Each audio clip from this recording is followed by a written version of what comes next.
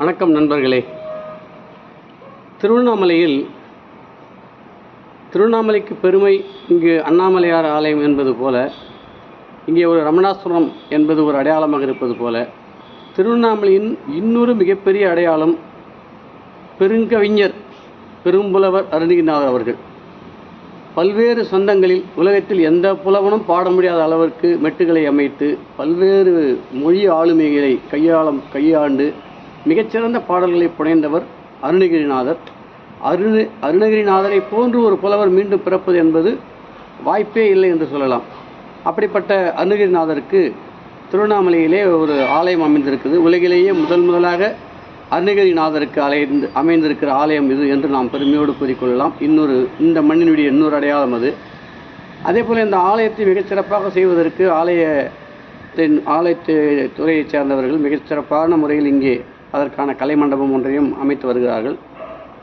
இந்த மண்டபத்தினுடைய கோயிலுக்கு அருகாமையிலே 27 நட்சத்திரங்களுக்குரிய மரங்களை இங்கே நட்டு வளர்த்து வருகிறார்கள். அண்மையில் இது ஒரு 2 மாதமாக அந்த பயிர் வேலை, அதாவது அதை நட்டு அதை நீரிட்டு அதை பவேலியிட்டு பாதுகாத்து வைத்திருக்கிறார்கள்.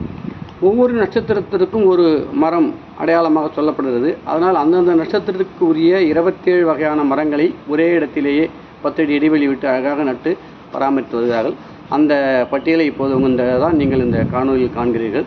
அந்த காணொலியில் காண்பதோடு அந்த எந்தெந்த மரங்கள் எந்தெந்த நட்சத்திரங்களுக்குரியவை என்பதை இங்கு நான் உங்களிடையே பகிர்ந்து கொள்ள விரும்புகிறேன்.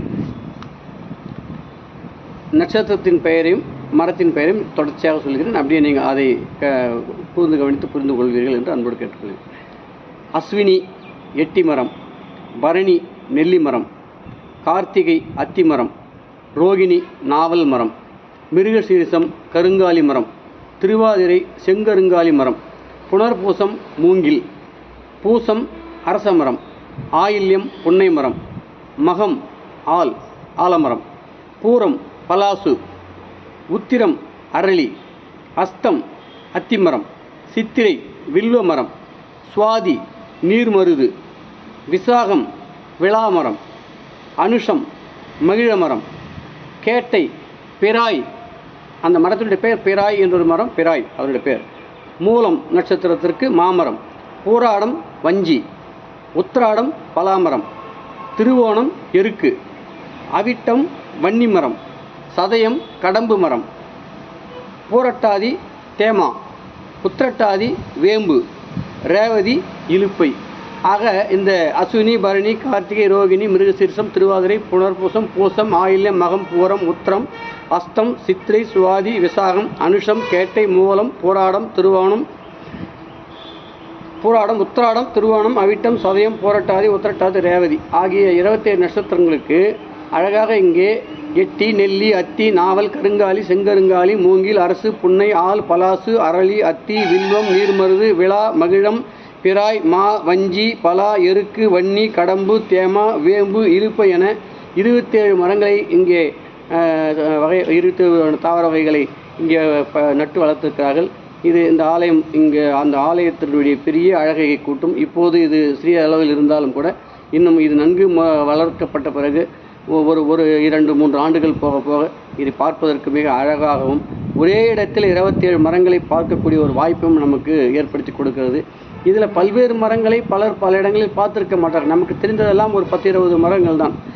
அதில் இந்த நட்சத்திரக்குரிய மரங்கள் நமக்கு தெரிந்தவைகள் சிலவையும் இருக்கும். இதில் சில தெரியாதவைகளும் இருக்கும். அவை ஒரே இடத்தில் வருங்கால தலைமுறையினர் இளைஞர்கள் சிறுவர்கள் பார்த்து அறிந்து கொள்வதற்கு இது ஒரு பெரிய வாய்ப்பாக இருக்கும். இந்த அருணகிரிநாதர் மண்டபத்திலே எதிரிலே இப்போது ஆலயத்தை நிர்வாகத்தினர் அழகான ஒரு கலை அரங்கம் ஒன்றை கட்டி வருகிறார்கள். அந்த கலை அரங்கத்திலே ஆண்டுதோறும் நிகழ்ச்சிகள் நடத்தும்போது வசதியாக இருக்கும். கடந்த 2 ஆண்டுகளாக இந்த கோயில் வளாகத்திலேயே சிறந்த நிகழ்ச்சிகள் எல்லாம் நடந்து கொண்டு வருகின்றன.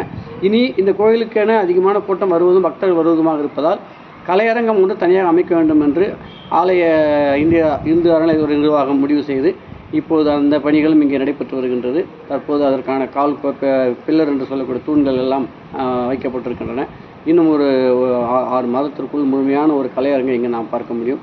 இப்படி அழகாக அருணகிரிநாதருக்கு ஒரு கவிஞனுக்கு, ஒரு இந்த மண்ணின் அடையாளமாக இருப்பவனுக்கு இப்படி ஒரு இடம் இங்கு சிறப்பாக திருவண்ணாமலையில் செய்யப்படுது என்பது பெரிய மகிழ்ச்சி. இந்த அமைப்பு இங்கு ஏற்படுவதற்கு ஒத்துழைத்திருக்கிற அனைத்து பெரியவர்களுக்கும், எல்லா தொடர்பாளர்களுக்கும் நாம் நம் உளமார்ந்த நன்றியை தெரிவித்துக் கொள்வோம். நன்றி, வணக்கம்.